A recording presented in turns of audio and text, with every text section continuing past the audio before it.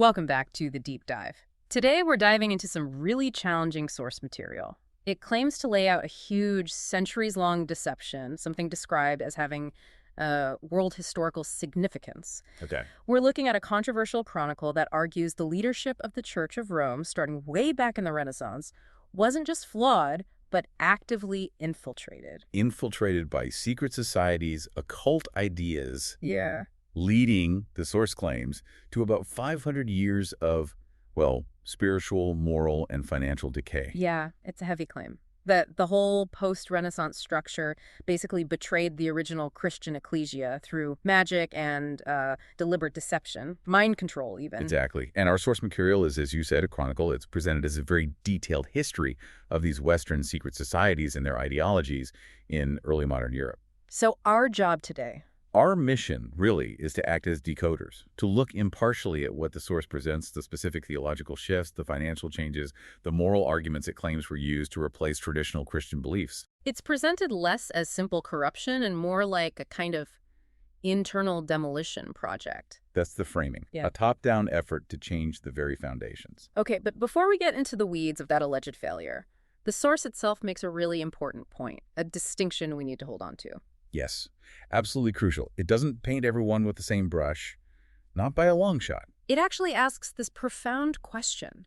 How did any genuine good spirit manage to survive if this subversion was supposedly going on for 5 centuries? The text frames it almost as a supernatural mystery. It argues that despite this alleged institutional decay and deliberate subversion at the top, something vital, something miraculous, persisted among ordinary people. Like parish priests, regular folk. Thousands of them, yes. Parish priests, laity. Their faith and good works sometimes endured even past the major changes of the 1960s. The source doesn't ignore that. It highlights these exemplary moral characters. And their lives stand in pretty stark contrast to the picture being painted of the hierarchy, right? Completely. We see examples of people who truly lived lives of service, integrity, focusing on what they saw as Christ's actual teachings. Who does the source mention specifically? Well, there's Fra Pierre de Smet, the Jesuit missionary, famous for his work with Native Americans in the 19th century, a real advocate for their rights. Okay. Then there's Dorothy Day, co-founder of the Catholic Worker Movement, known for her radical commitment to the poor, living among them. A powerful, modern example. And Mother Joseph of the Sacred Heart, a Providence nun who went to the American West in the 1800s and ended up establishing, I think, 29 hospitals, schools, charities. Just incredible work. So the source sees these figures as representing a kind of grassroots faithfulness. Yes, operating despite the alleged structural problems they were technically part of. It sets up this deep tension, institutional rot versus individual integrity. And this tension leads to another interesting point. The source makes what it calls the American exception. Right. The argument is that when Catholicism came to the United States, something different happened. It was planting roots in a largely Protestant country, one that was pretty skeptical of Catholic authority. And that environment actually had a positive effect, according to this view. Paradoxically, yes. The source suggests this context vitiated, weakened the persecuting sort of tyrannical spirit that it claims characterized the post-Renaissance church in Europe. How so? The American system, with its emphasis on natural law and certain individual liberties, basically put pressure on the imported church structure. It forced it, to some degree, to adhere to greater moral accountability and freedom than was common back in Europe. So the American experiment itself acted as a kind of check. That's the idea presented. And the source offers a striking piece of evidence: the miraculous appointment of Roger B. Taney, a Roman Catholic, as Chief Justice of the Supreme Court in 1836. Which was highly unusual for that time. Extremely. For a Catholic to reach such a high position in a majority Protestant nation back then, the source sees this as proof that the system of top-down control and exclusion, so strong in Europe, just couldn't fully replicate here.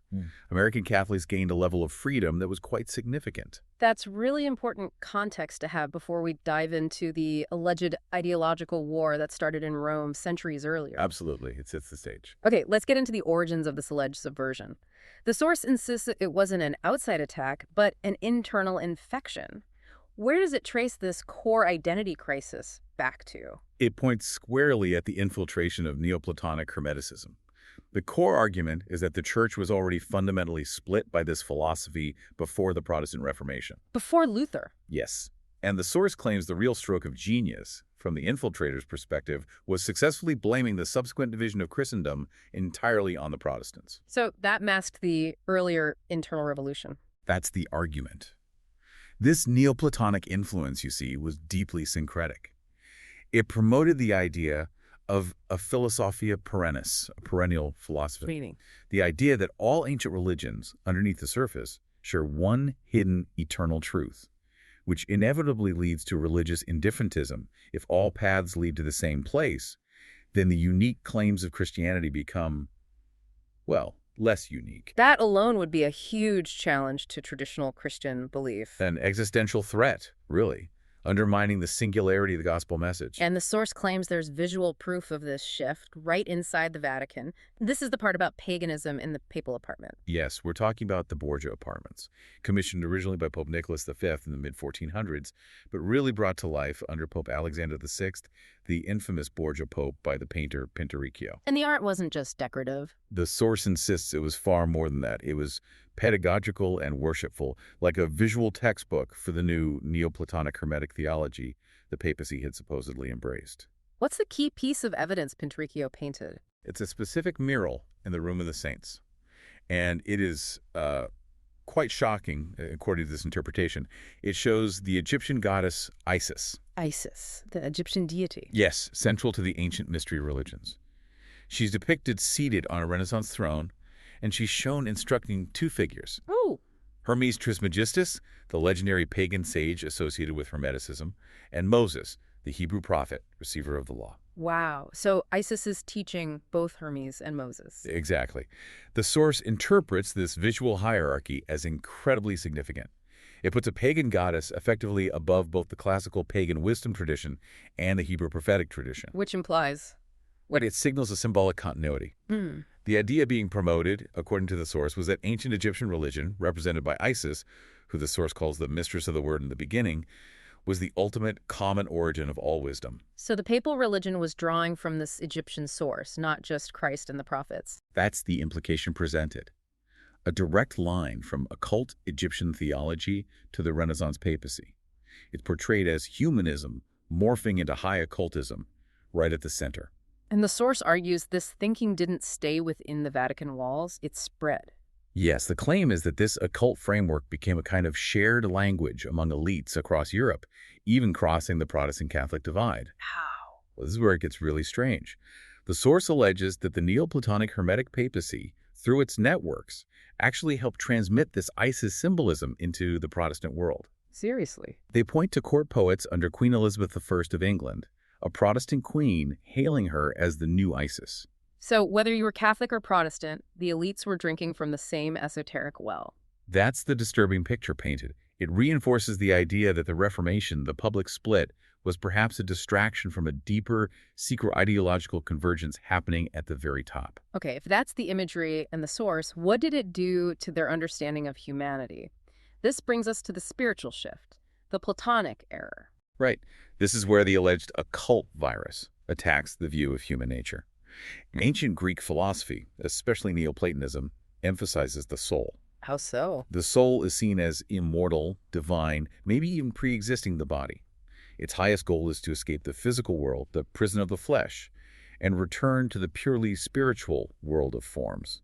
Death becomes liberation. But that's fundamentally different from the Christian view, isn't it? Diametrically opposed, the source argues. The biblical hope isn't about escaping the body forever. It's focused on the future reality of the glorified, resurrected body and a renewed, transformed physical earth. The restoration of all things mentioned in Acts. Exactly. So this Platonic, Gnostic, Hermetic influence is labeled an occult virus because it creates this split, this disconnect between soul and body. The body becomes secondary, temporary, almost an afterthought. And if the body doesn't ultimately matter? Then the central physical event in Christianity, the actual bodily resurrection of Jesus Christ, starts to lose its significance.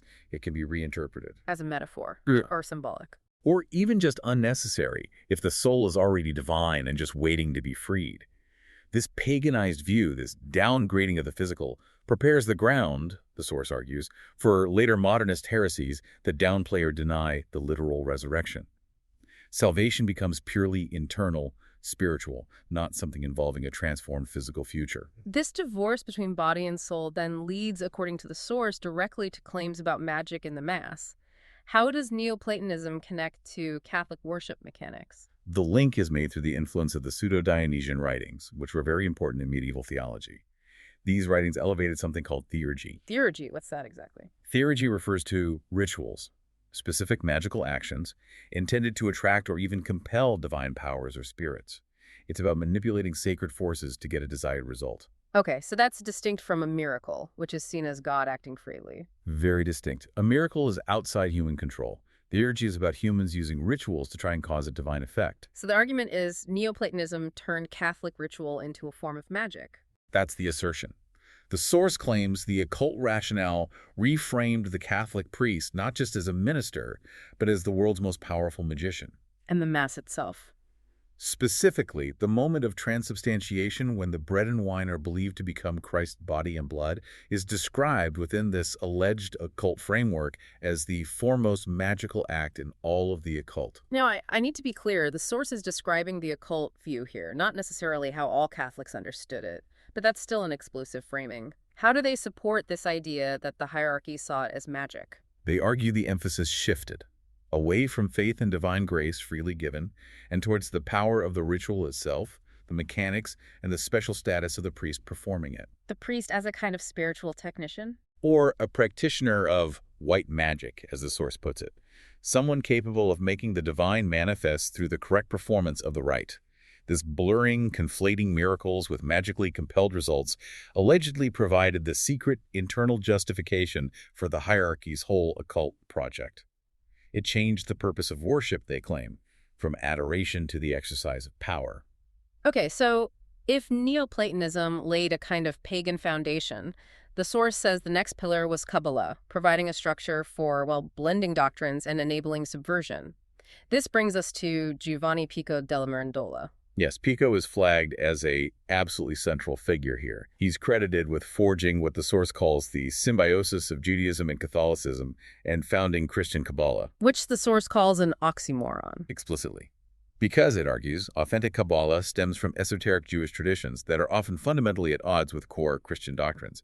Yet Pico managed to make studying it acceptable, even fashionable, in the highest circles in Rome. He couldn't have done that alone, surely. Who were his backers, his mentors? No, he definitely had powerful support. The source names names.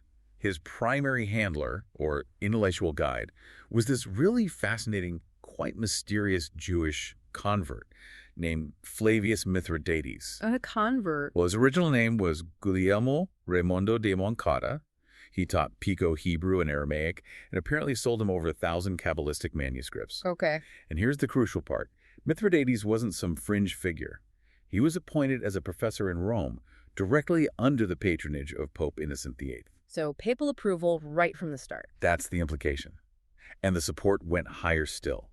Cardinal Giles of Viterbo was deeply involved, a major patron of Kabbalah studies, integrating them into the humanist curriculum. So it wasn't just Pico, it was cardinals, professors. And even the Pope before Innocent VIII, Pope Sixtus I, he allegedly arranged for core rabbinic Kabbalistic texts to be translated into Latin and published. Published? For what reason? The official reason given was for the common good, suggesting these texts contained vital religious truths that Christian scholars needed access to. It sounds like a top-down effort to integrate what the source calls black magic textbooks into Christian learning. That's certainly the provocative framing, which leads us to what the source calls the grand hoax of the arcana, Pico's big sales pitch.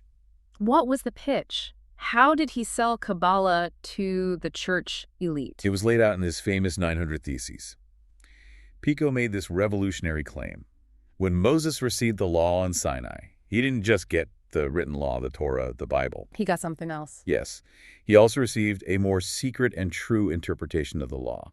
This was the oral law encompassing traditions found in the Talmud, and crucially, the Kabbalah, which Pico claimed was deliberately kept secret, passed down orally. So this secret Jewish tradition was put on par with or even above the Bible itself. That's the implication. But here's the linchpin of the hoax, according to the source.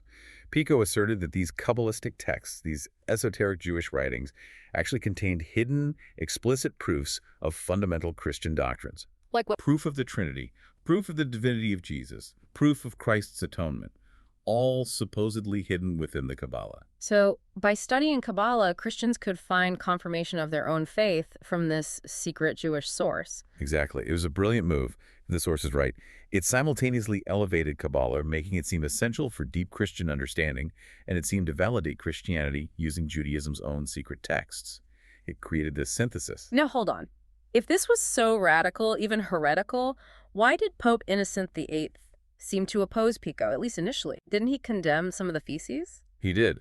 But the source argues this opposition was purely strategic, a ruse, or just token obstruction. Why? To appease the conservatives, the traditionalists within the church who were genuinely shocked by Pico's ideas, it created the appearance of the hierarchy policing heresy. While actually protecting Pico. That's the claim. It shielded him from more severe consequences, like being burned at the stake, which could have happened. And the proof offered is that Pico, despite the initial condemnation, wasn't permanently silenced. He was later fully rehabilitated under Pope Alexander VI. The system protected its own alleged innovator. So the Kabbalah sympathizers weren't pushed out, they essentially took over the intellectual engine room. This leads to what the source calls the Pharisaic contagion. What does that mean? It refers to the lineage of this thinking. The source directly connects Renaissance figures like Marsilio Ficino, the Neoplatonist, and Pico, the Kabbalist, to rabbinic Judaism.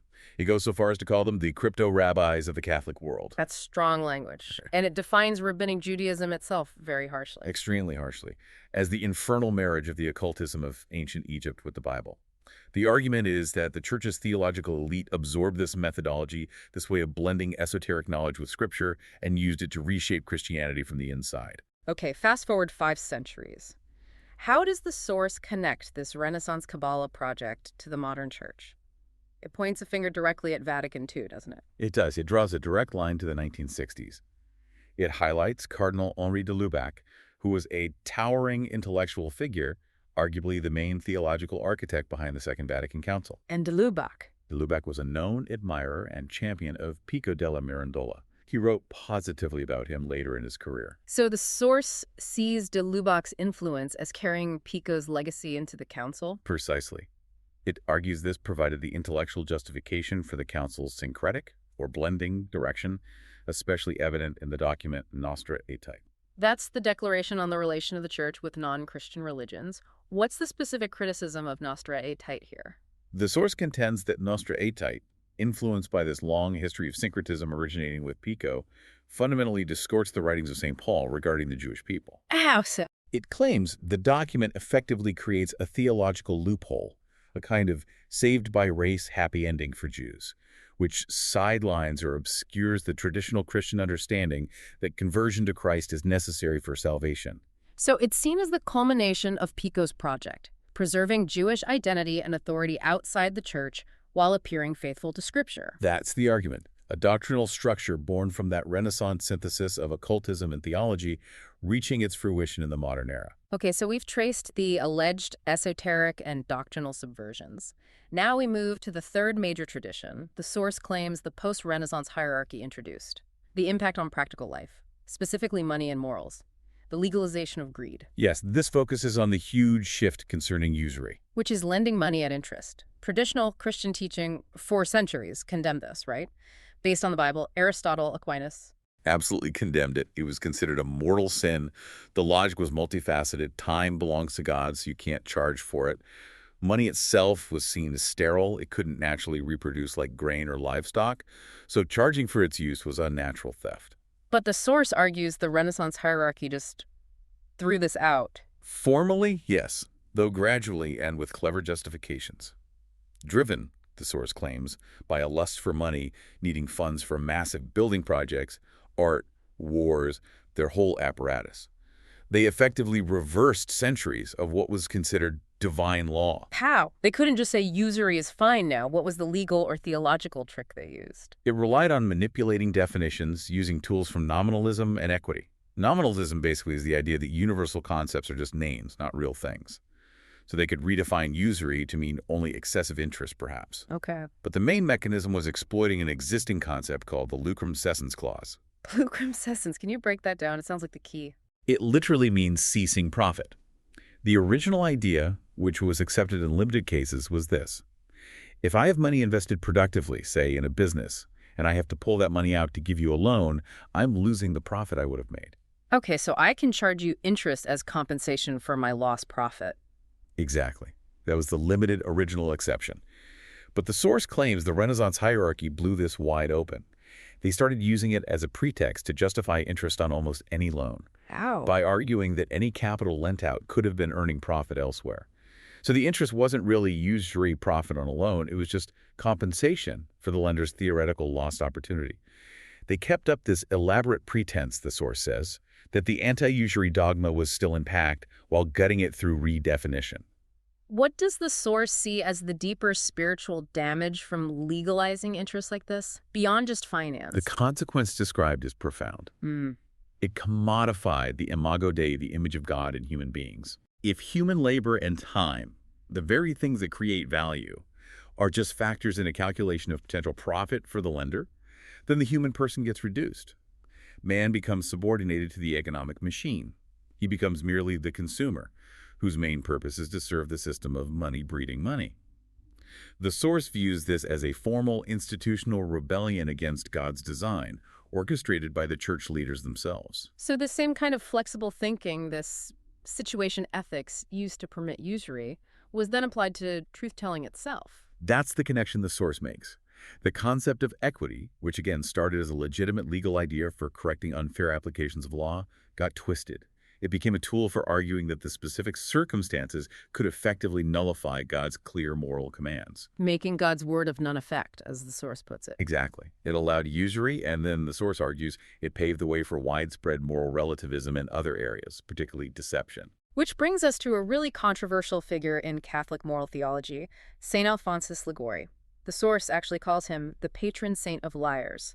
That's intense. It is extremely provocative language, and we need to stress Liguori is a major figure, a canonized saint, a doctor of the church, widely respected for trying to find a middle path between excessive moral harshness and laxity.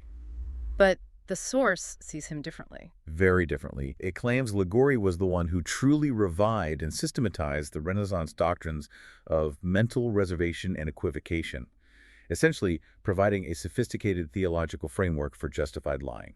Okay, how did mental reservation and equivocation supposedly work, according to Liguori, as presented by the source? Liguori taught that if you were in a difficult situation where telling the literal whole truth would cause significant harm to yourself or others, you could use equivocation. That means saying something ambiguous or technically true but misleading, A half-truth. or a statement with a hidden meaning. And crucially, you could even confirm this misleading statement with an oath, as long as you held the full truth mentally reserved in your own mind. So in your head, you're telling the truth to yourself, even if the words coming out of your mouth are designed to deceive the person you're talking to. That's the essence of it. The sin of lying was effectively internalized and semanticized away. It became about your internal intention, not the external act of deception.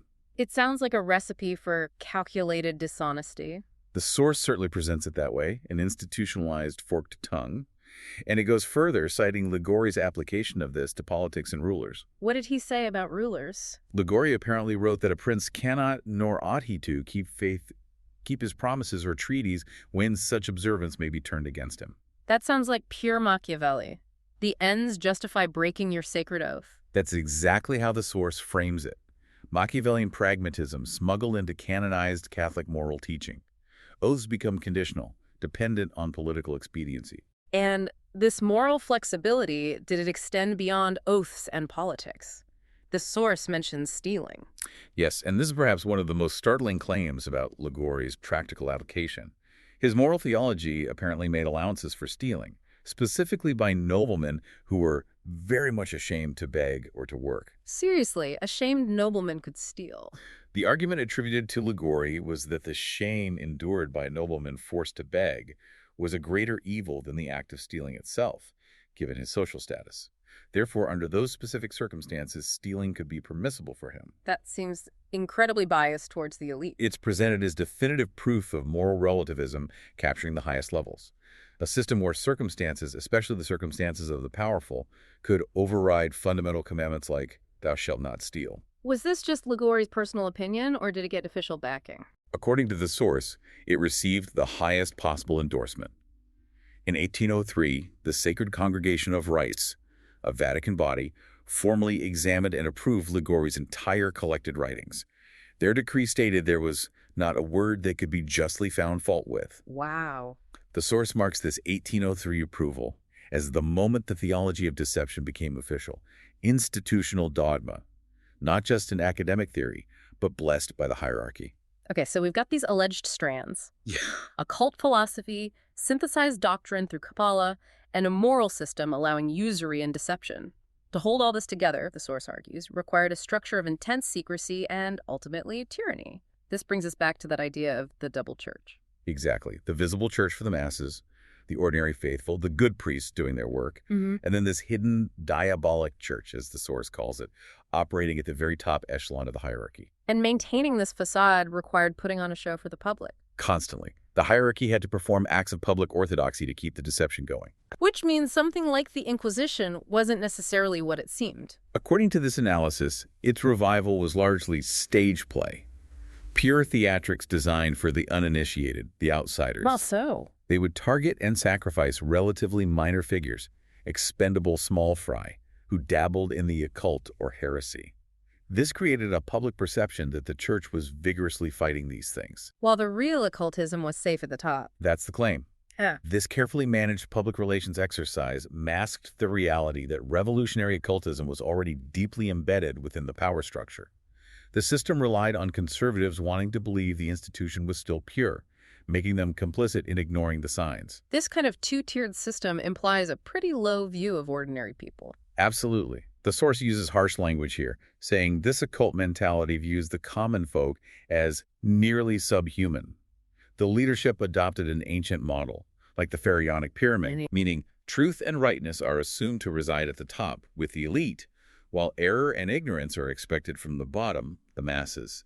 This creates a two-tier system of law, justice, and even truth itself, one standard for the rulers, another for the ruled. That's the hallmark of the despotism the source alleges took hold. And this structure's secrecy, unaccountable power, the two-tier system, the source, connects this directly to the modern crisis of clerical abuse. It makes a direct and chilling link. It argues that secrecy and clericalism are not just factors that allow abuse to happen, they are the very engine of the pandemic plague of child molestation. Clericalism being the extreme reverence for priests, seeing them as having special powers? Yes, viewing them as possessing sacred faculties, miraculous powers, putting them on a pedestal beyond questioning. This structure inherently grants unaccountable power and fosters an environment where questioning authority is seen as attacking God himself. And the system had built-in protections for abusers, especially those higher up. It was explicitly taught, institutionalized early on. The source points to maxims found in clerical training manuals going back to at least 1548, like, never attacked superiors before inferiors. So you absolutely do not criticize a priest, bishop, or cardinal in front of the laity. Never. That was the operational code. It automatically shielded molesters in positions of authority from public exposure, preserving the illusion of virtue at the top, even while terrible crimes were being covered up. The source suggests this problem of unaccountable power over children within the clergy has very deep roots, even predating the Renaissance issues. It draws a devastating historical parallel. It points to the medieval practice of child oblation. Oh, is that? This was when parents would formally and irrevocably give their young sons, sometimes as young as 5 years old, to monasteries for life. Given away at 5. For life. Yes.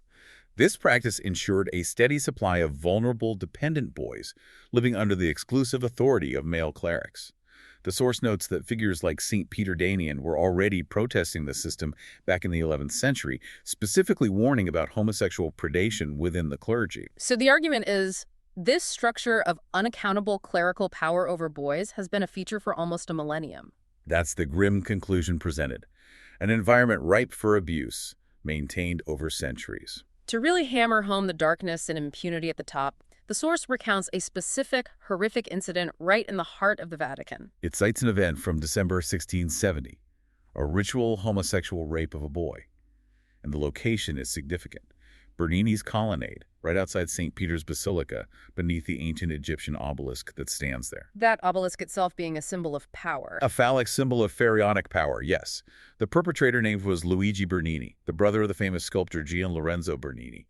The victim was apparently the godson of a cardinal, Cardinal Albisi, and was nearly killed in the assault. And what happened to Luigi Bernini? This is the crucial detail for the source's argument. Despite the severity of the crime, the high profile of the victim, and the location literally in the Vatican's shadow, the perpetrator was never put on trial. He was merely given a token fine and quietly sent away for a while. No real consequences. None.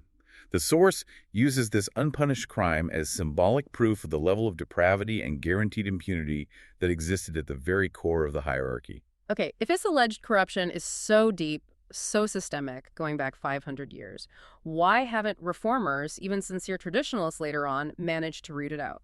This leads to the source's final and perhaps most cynical point about the system's resilience. It argues that traditional Catholics are ultimately doomed to fail. Why? Because they focus on fighting the symptoms, things like the liturgical changes after Vatican II, the Novus Ordo Mass, or controversial papal statements like Pope Francis's Amoris Laetitia on marriage. But they defend the institution itself. Exactly. They defend the post-Renaissance church structure, the very hierarchy, the very magisterium that the source claims is the source of the problems. The occultism, the sanctioned lying, the usury, they are in effect protecting the root cause of their own distress. The fatal flaw, then, is loyalty to the very authority structure that allegedly orchestrated the betrayal. Precisely. The source points out that even popes who seem genuinely traditionalist, who fought modernism fiercely like Pius IX or Pius X, never went back and condemned the Renaissance figures, Ficino, Pico, Mithridates, the Kabbalist popes. Why not? If they were truly traditional, wouldn't they repudiate those origins? Because, the source argues, doing so would destroy the real pillar of the whole system. Not the specific doctrines, but the principle of absolute blind obedience to the ecclesiastical magisterium itself. If the leadership admitted that the magisterium itself had been compromised or outright heretical for centuries, the entire basis for demanding unquestioning obedience would collapse. People would realize the hierarchy itself could be fundamentally wrong, even treacherous. So, to preserve that absolute authority, the historical truth of the Renaissance betrayal must remain officially buried, unacknowledged. This ensures the system can perpetuate itself, no matter who is currently in charge. #outro. So, to kind of wrap up this incredibly dense and disturbing chronicle, the source essentially argues that the post-Renaissance Church of Rome developed and institutionalized three core traditions that replaced authentic Christianity. okay, what are they again? First, this deep intellectual and spiritual entanglement with esoteric Judaism and the occult, channeled through Neoplatonism, Hermeticism, and especially Christian Kabbalah. Right, the philosophical and doctrinal shift. The second, the institutionalization of lying and deceit as acceptable, even necessary tools, through doctrines like equivocation and mental reservation, with St. Alphonsus Liguori presented as a key figure. The moral flexibility, the forked tongue. And third, the legalization and embrace of the love of money, achieved by dismantling the traditional prohibition against usury through clever redefinitions, ultimately leading to the commodification of human beings. The financial corruption underpinning it all. These three, working together, define the alleged substitute religion. And all of this points away from universal, unchanging truth and law towards that two-tier system, one truth for the elite, another for everyone else. The source contrasts this starkly with the example of Jesus Christ. It does. It points out that Jesus himself completely violated the two-tier system of law and justice prevalent in his own time. He taught openly, freely to everyone. The scholars, the powerful, but also the common people, the uneducated. The Amharites, yes. No secret doctrines reserved for an inner circle, no calculated deception based on the listener's status. The source presents Christ's model as one of radical transparency and universal access to truth, the complete opposite of the alleged hierarchical system of concealment. This whole deep dive really pushes us to think about how power structures, even those claiming divine authority, might operate under hidden assumptions, hidden justifications for control and secrecy. It certainly does. Which leaves us with a final, pretty provocative thought for you, our listener, to wrestle with. If this principle, this idea that might makes right or nothing succeeds like success, has allegedly driven such a powerful institution for centuries, where else might we see this today? In what other institutions, governmental, financial, academic, maybe even other religious bodies, might there be a hidden theological or philosophical engine justifying deception, justifying the reduction of people to mere commodities or consumers? And, maybe even more importantly, how do we learn to tell the difference? How can we distinguish, using this kind of historical lens, between a genuine reformer trying to restore universal truth and someone who might just be skillfully controlling the anti-occult opposition, managing dissent as part of a deeper covert agenda? That ability to discern the hidden rationale, that's perhaps the ultimate challenge this kind of analysis presents. A challenge indeed. Thank you for joining us on this very deep, very complex dive. We'll see you next time.